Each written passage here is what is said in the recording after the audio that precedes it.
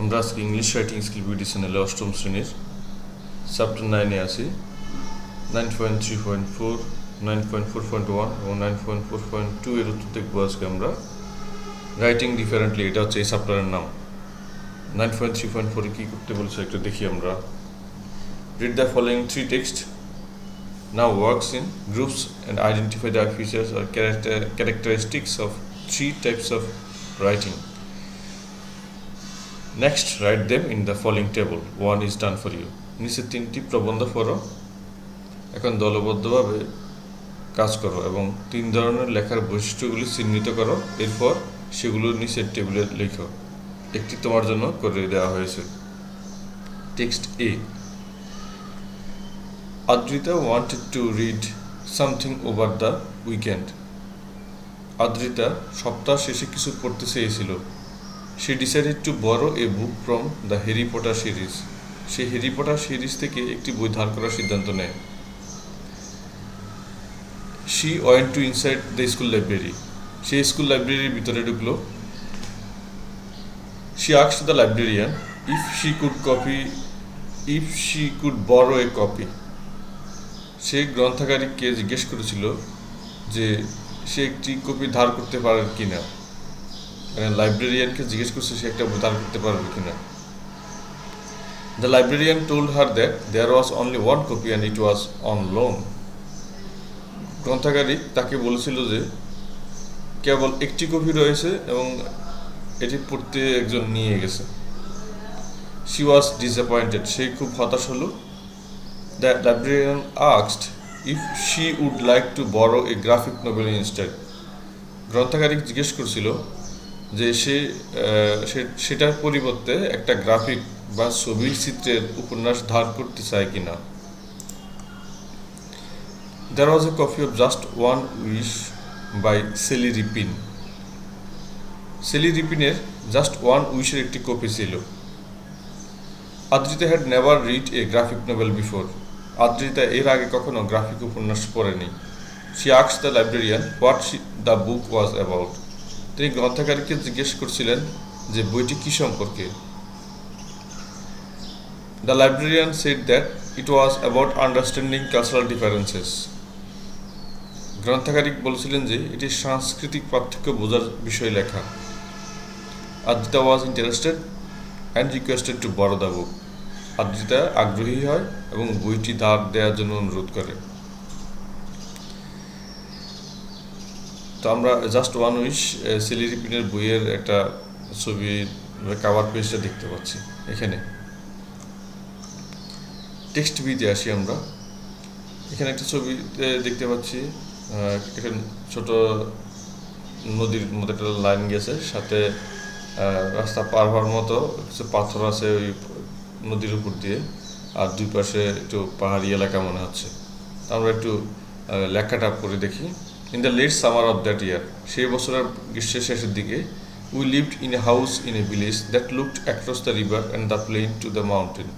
আমরা গ্রামের দিকে একটি বাড়িতে থাকতাম যা নদীর ওপারে এবং সমভূমির পাহাড়ের দিকে ছিল।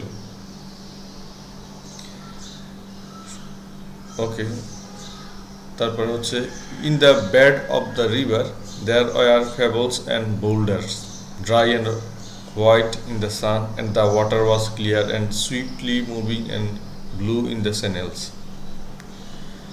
নদীর তলদেশে নুড়ি ও পাথর ছিল, রোদে শুকনো এবং সাদা এবং পরিষ্কার এবং দ্রুত প্রবাহিত চ্যানেলগুলিতে নীল পানি ছিল।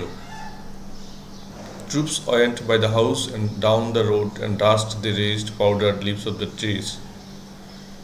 সৈন্যরা বাড়ির পাশ দিয়ে এবং রাস্তায় নেমে যায় এবং তারা যে ধুলো তুলছিল তা গাছের পাতাগুলো ঢেকে দেয়। অর্থাৎ ঘোড়া করে যখন যাচ্ছে তখন তাদের বাহনের সেই ধুলোগুলো, রাস্তার ধুলোগুলো উড়ে আশেপাশে যে গাছের পাতায় পড়ে সেগুলো তো একদম গাছের পাতা ঢেকে যায়।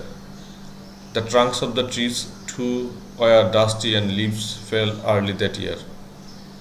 সেই বছরের গোড়ার দিকে গাছগুলির গুড়িগুলিও ধুলোময় হয়ে পড়ছিল এবং পাতাগুলো পড়ে গিয়েছিল। Text C. আমরা একটা মোবাইল দেখতে পাচ্ছি, এখানে একটা অ্যাপস দেখতে পাচ্ছি। এটা একজন ভদ্রলোক কোনো একটা ওয়ার্নিং লেখা আছে, সেই এরকম একটা অ্যাপস গাড়ি চালানোর বিষয়ে।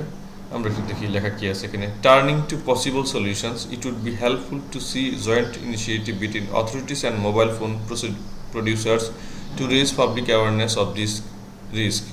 সম্ভাব্য সমাধানের দিকে দৃষ্টি দিয়ে এই ঝুঁকিগুলি সম্পর্কে জনসচেতনতা বাড়াতে কর্তৃপক্ষ এবং মোবাইল ফোন উৎপাদকদের মধ্যে একটি যৌথ উদ্যোগ নেওয়াটা উপকারী কাজ করবে।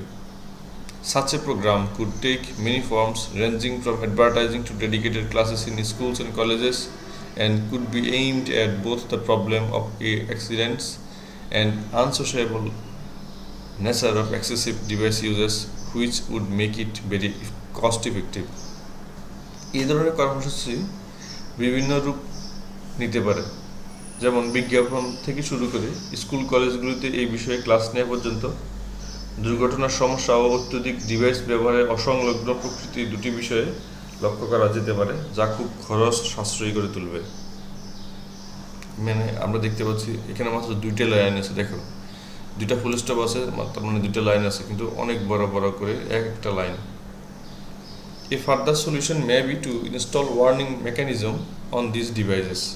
আরেকটি সমাধান হতে পারে এই ডিভাইসগুলিতে, মানে মোবাইলগুলোতে সতর্কতা শনাক্ত ব্যবস্থা ইনস্টল করা,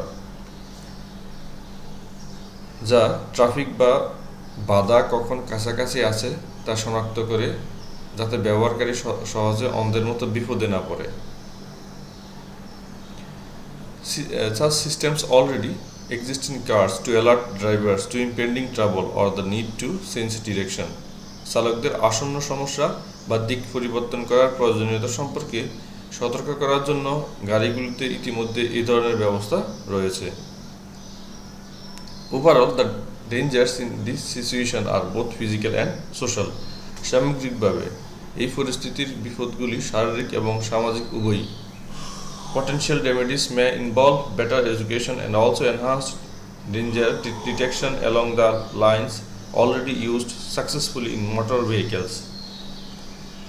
সম্ভাব্য প্রতিকারের মধ্যে উন্নত গাড়ি চালানোর শিক্ষা এবং মোটর যানবাহনে ইতিমধ্যে সফলভাবে ব্যবহৃত উন্নত বিপদ শনাক্তকরণ ব্যবস্থা অন্তর্ভুক্ত থাকতে পারে।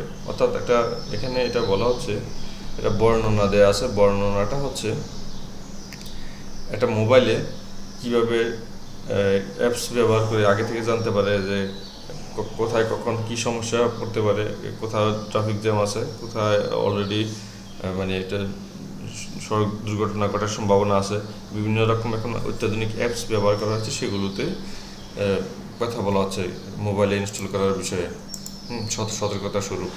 তার উপরে হচ্ছে আমরা যে টেক্সট বিতে দেখতে পাচ্ছি, টেক্সট বি হচ্ছে একটা বর্ণনা।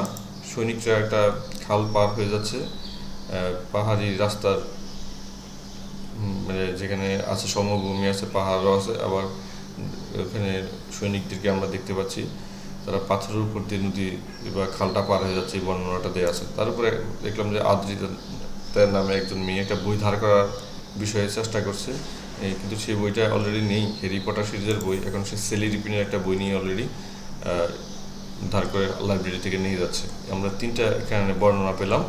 এখন আমাদের কাজ হচ্ছে এখানে টাইপস অফ রাইটিং, লেখার ধরন, ফিচার্স অ্যান্ড ক্যারেক্টারিস্টিক্স, লেখার বৈশিষ্ট্য। তো আমাদের এখানে 3টা লেখার ধরন আছে। একটা হচ্ছে ডেসক্রিপটিভ রাইটিং, বিবরণমূলক লেখা। তারপর হচ্ছে ন্যারেটিভ রাইটিং, বর্ণনামূলক লেখা। তারপর হচ্ছে এক্সপোজিটরি রাইটিং, ব্যাখ্যামূলক লেখা। আমরা এখন একটু পরে দেখি ডেসক্রিপটিভ রাইটিংটা কি। Describes a place or person or situation. Descriptive লেখার বৈশিষ্ট্যটা হচ্ছে একটি স্থান, ব্যক্তি বা পরিস্থিতিকে বর্ণনা করে। Description may be objective or subjective. বর্ণনাটি লক্ষ্যভিত্তিক কিংবা বিষয়ভিত্তিক হতে পারে। A good description is a word picture. একটি ভালো বর্ণনা হচ্ছে একটি শব্দচিত্র। এটা আমরা রাইটিং, ডেসক্রিপটিভ রাইটিং এর বৈশিষ্ট্য বলতে পারি। এখন আমরা দেখব ন্যারেটিভ রাইটিং এর বৈশিষ্ট্যগুলো কি। লুকস লাইক স্টোরি, গল্পের মতে মনে হতে পারে। The story may be personal or historical, গল্পটি ব্যক্তিকেন্দ্রিক কিংবা ঐতিহাসিক হতে পারে। The beginning, the middle and the end of and all parts of the story are equally important. গল্পটির সূচনা, মধ্যবর্তী অংশ এবং শেষাংশ বা সব অংশই সমান গুরুত্বপূর্ণ। এক্সপোজিটরি রাইটিংটা হচ্ছে ব্যাখ্যামূলক লেখা। এটা বৈশিষ্ট্য হচ্ছে exposes or explains A topic, একটি প্রসঙ্গকে স্পষ্ট বা ব্যাখ্যা করে। পারপোজফুল বা উদ্দেশ্যমূলক। কন্টেন্টস এ থিসিস স্টেটমেন্ট, মূল বক্তব্য থাকবে এখানে।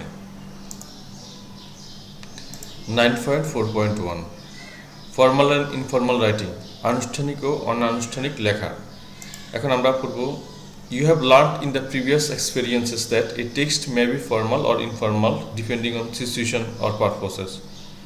আমরা পূর্ববর্তী অভিজ্ঞতায় শিখেছেন যে আপনি পূর্ববর্তী অভিজ্ঞতা শিখেছেন যে পরিস্থিতি বা উদ্দেশ্যের উপর নির্ভর করে একটি পাঠ্য আনুষ্ঠানিক বা অনানুষ্ঠানিক হতে পারে। You have also learn and practice the features of both formal and informal text. আপনি আনুষ্ঠানিক এবং অনানুষ্ঠানিক উভয় ধরনের লেখার বৈশিষ্ট্যগুলিও শিখেছেন এবং অনুশীলন করেছেন। Therefore, the three types of writing mentioned above, descriptive, narrative, and expository, may be formal and informal. অতএব উপরে উল্লেখিত তিন ধরনের লেখা বর্ণনামূলক, বিবরণমূলক ও ব্যাখ্যামূলক, আনুষ্ঠানিক বা অনানুষ্ঠানিক হতে পারে। আমরা যে উপরে লেখাগুলো দেখলাম, উপরে তিনটা টেক্সট দেখলাম, তো সেগুলো তিন ক্যাটাগরিতে পড়তে পারে, বর্ণনামূলক, বিবরণমূলক, ব্যাখ্যামূলক, এবং সেগুলো আবার আনুষ্ঠানিক হতে পারে, অনানুষ্ঠানিক হতে পারে। সুতরাং so let's now revisit the features of formal and informal text. It will help you write better in different styles. আসুন এখন আনুষ্ঠানিক এবং অনানুষ্ঠানিক পাঠ্যের বৈশিষ্ট্যগুলি পুনর্বিবেচনা করা যাক। এটি আপনাকে বিভিন্ন শৈলীতে বা বিভিন্ন স্টাইলে আরও ভালো লিখতে সাহায্য করবে। Working groups.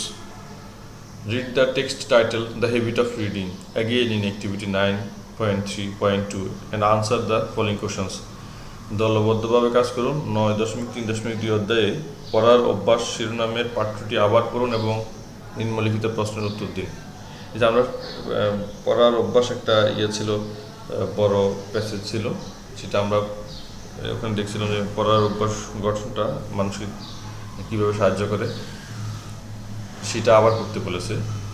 Do you think this text is formal or informal? Why? আপনি কি মনে করেন যে এই লেখাটি আনুষ্ঠানিক বা অনানুষ্ঠানিক? আর যদি মনে করে থাকেন তাহলে কেন এমনটা? To answer the question, find out some 5 or more features of the form, formal or informal, you claim from the text and write them in favor of your answer. You can start your writing like this. এই প্রশ্নের উত্তর দেওয়ার জন্য পাঠ্য থেকে আপনার দাবি করা আনুষ্ঠানিক বা অনানুষ্ঠানিক কিছু 5টি বা তার বেশি বৈশিষ্ট্য খুঁজে বের করুন এবং সেগুলো আপনার উত্তরের পক্ষে লিখুন। আপনি আপনার লেখা এইভাবে শুরু করতে পারেন। I believe the text, the habit of reading is a formal one, as some features of formal text is used in some sentences which are mentioned below. আমি বিশ্বাস করি পড়ার অভ্যাস লেখাটি একটি আনুষ্ঠানিক পাঠ্য। আনুষ্ঠানিক কিছু বাক্য পাঠ্যে ব্যবহার করা হয়েছে যা নিচে উল্লেখ করা হয়েছে। দেখো, এই যে ফর্মাল টেক্সট এবং ইনফর্মাল টেক্সট আমরা এর আগে পড়েছিলাম একটা অধ্যায়ে, তো সেই অধ্যায়ের লেখাটা আবার এই অধ্যায়ে দিয়েছে আমাদেরকে খুঁজে বের করার জন্য বাক্যটিতে ফর্মাল টেক্সটের কী কী বৈশিষ্ট্য আছে বা ইনফর্মাল টেক্সটের কী বৈশিষ্ট্য আছে। আমরা যখন পড়েছি পুরো প্যাসেজটা, আমার কাছে সেই ফর্মাল টেক্সটের যে বৈশিষ্ট্যগুলো আমরা আবার লিখেছি, কারণ আমাদেরকে এখানে লিখতে বলছে features of formal text. Formal টেক্সটের বৈশিষ্ট্যগুলো এখানে লিখতে হবে। লেখার পরে সেন্টেন্স ইউজড ইন, বাক্যে, মানে এই যে 3টা বাক্য আমরা পড়েছি বা এর আগে মনে আছে আমরা যে ওই যে আমাদেরকে কোনটা করতে বলছে, the reading habit, the habit of reading, পড়ার অভ্যাস। এই লেখাটাতে কোন স্টাইলে কোন সেন্টেন্সগুলো লেখা হয়েছে সেটা আমরা এখন দেখব। Use of cohesive device. Cohesive device হচ্ছে কি সংযোজকের ব্যবহার। সংযোজক কোনগুলো? এই যে firstly, secondly, next, then, after that, at last, moreover, therefore, however, besides, তারপরে for example, on the other hand, similarly, এগুলো হচ্ছে কোহেসিভ ডিভাইস। ঠিক আছে? আচ্ছা, এখন আমরা দেখব এগুলোর ব্যবহার কোথায় হয়েছে দেখি আমরা। Das reading is necessary as it helps in the growth and development of an individual. সুতরাং এই যে দাস শব্দটা আছে, দাস শব্দটা কিন্তু হচ্ছে তোমার একটা কানেক্টরস বা কোহেসিভ ডিভাইস, যার অর্থ হচ্ছে সুতরাং। সুতরাং পড়া আবশ্যক কারণ এটি একজন ব্যক্তির বৃদ্ধি এবং বিকাশে সহায়তা করে। একাডেমিক ভোকাবুলারি মানে পুস্তকের শব্দ ভাণ্ডার, মানে একেবারে সাধারণ শব্দ ভাণ্ডার থাকে না, এখানে খুব ভালো স্ট্যান্ডার্ড শব্দ থাকে, মানে বইয়ের যে শব্দ থাকে সেই ধরনের। যেমন reading effects our attitudes, beliefs, standards, morals, judgements and general behaviour. It shapes our thinking and actions. পড়া আমাদের দৃষ্টিভঙ্গি, বিশ্বাস, মানদণ্ড, নৈতিকতা, বিচার এবং সাধারণ আচরণকে প্রভাবিত করে। এটি আমাদের চিন্তাভাবনা ও কর্মকে গঠন করে। তার মানে আমরা ফর্মাল টেক্সটের আরেকটা বৈশিষ্ট্য পেলাম, একাডেমিক ভোকাবুলারি। এখন আমরা যাচ্ছি আরেকটা মানে বৈশিষ্ট্য, সেটা হচ্ছে fall objectivity and impersonal style.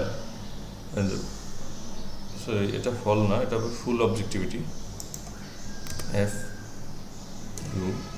Full objectivity and impersonal style, সম্পূর্ণ বস্তুনিষ্ঠতা এবং নৈর্ব্যক্তিক শৈলী। সেটা কেমন? One should make reading a habit throughout one's life. সারা জীবন পড়ার অভ্যাস গড়ে তুলতে হবে। তো এখানে খেয়াল করে দেখো, এখানে কোনো ব্যক্তির উপরে বলা হয়নি, যে ওয়ান্স বলছে একজন। হ্যাঁ, ওয়ান্স বলতে এখানে যে কোনো মানুষের ক্ষেত্রে হতে পারে, তাই এটাকে ব্যক্তি না বলে নৈর্ব্যক্তিক করা হয়েছে, অর্থাৎ অবজেক্টিভ করা হয়েছে। উপরের একাডেমিক শব্দ ভাণ্ডারে আমরা দেখতে পাচ্ছি, দেখো অনেকগুলো শব্দ, attitude, belief, standard, morals, judgements, general behaviour, এগুলো হচ্ছে খুব ভালো শব্দ ভাণ্ডার, সেটা ফর্মাল লেখার বৈশিষ্ট্য। এখন আমরা দেখতে পাচ্ছি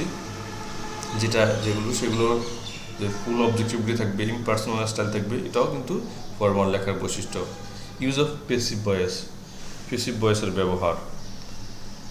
good reading habits must be inculcated from a young age. অল্প বয়স থেকেই ভালো পড়ার অভ্যাস গড়ে তুলতে হবে।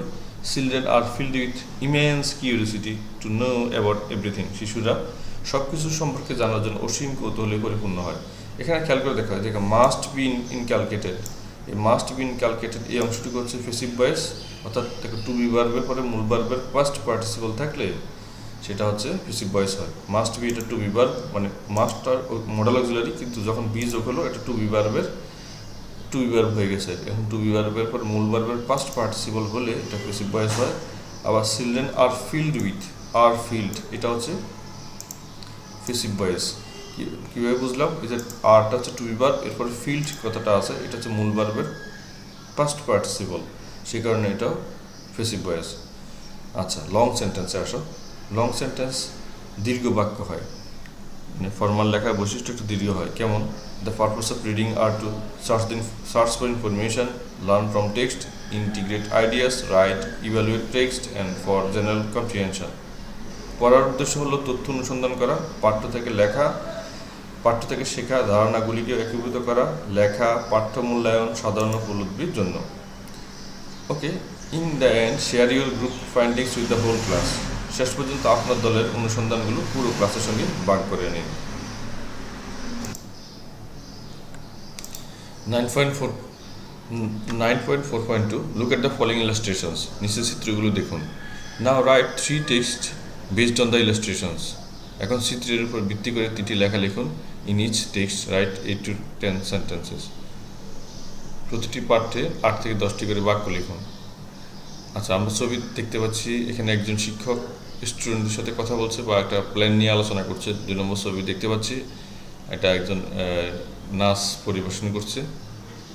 আরেকজন দেখতে পাচ্ছি এখানে তারা ডেকোরেটিংয়ের জন্য হয়তো বেশ কিছু ছবি আঁকছে। ন্যারেটিভ টেক্সট, প্রথমটা কি বলেছে দেখি আমরা। Write a story about the picture, বর্ণনামূলক পাঠ্য। ন্যারেটিভ টেক্সট, ছবি সম্পর্কে একটি গল্প লিখুন। আমরা যে 3টা ছবি দেখতে পাচ্ছি, এর নিয়ে একটা গল্প লিখতে হবে এখন। One day we saw a notice, একদিন আমরা একটা নোটিশ দেখছিলাম। It was the beginning of December, সেটা ছিল ডিসেম্বরের শুরুর দিকে। We became happy by reading a notice, by reading the notice বলতে পারি আমরা। নোটিশটা পড়ে আমরা বা বিজ্ঞপ্তিটি পড়ে আমরা খুবই আনন্দিত হলাম। We were informed that the school annual program would be held on 16 December, the Victory Day. Next, Victory Day. আচ্ছা, আমরা এটা ফুল স্টপ দিচ্ছি। তারপরে দেখো, আমাদের জানানো হয়েছিল যে বিদ্যালয়ে বার্ষিক অনুষ্ঠানটি 16 ডিসেম্বর বিজয় দিবসে অনুষ্ঠিত হবে। Next day, our music and cultural teacher, Mr. Konok, talked to us regarding the annual cultural program. পরের দিন আমাদের সঙ্গীত ও সাংস্কৃতিক শিক্ষক জনাব কনক বার্ষিক সাংস্কৃতিক অনুষ্ঠান সম্পর্কে আমাদের সাথে কথা বলেন।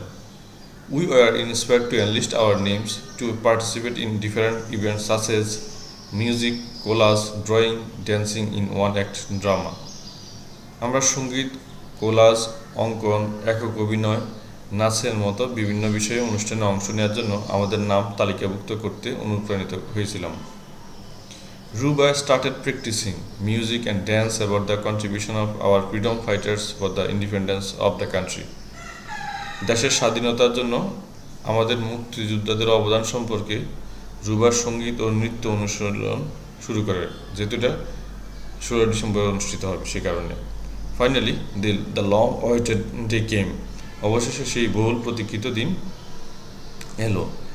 All the participants were happy for the success of the program, and all the student, teachers, school staff, parents and guardians became pleased to see our performance. অনুষ্ঠানটির সাফল্যে সকল শিক্ষার্থী, শিক্ষক এবং অভিভাবকবৃন্দ আনন্দ প্রকাশ করেন। তারপর হচ্ছে ডেসক্রিপটিভ টেক্সট, বিবরণমূলক লেখা। Describe the general characteristics of your best friend. Among others, you can add the appearance and personality of your best friend.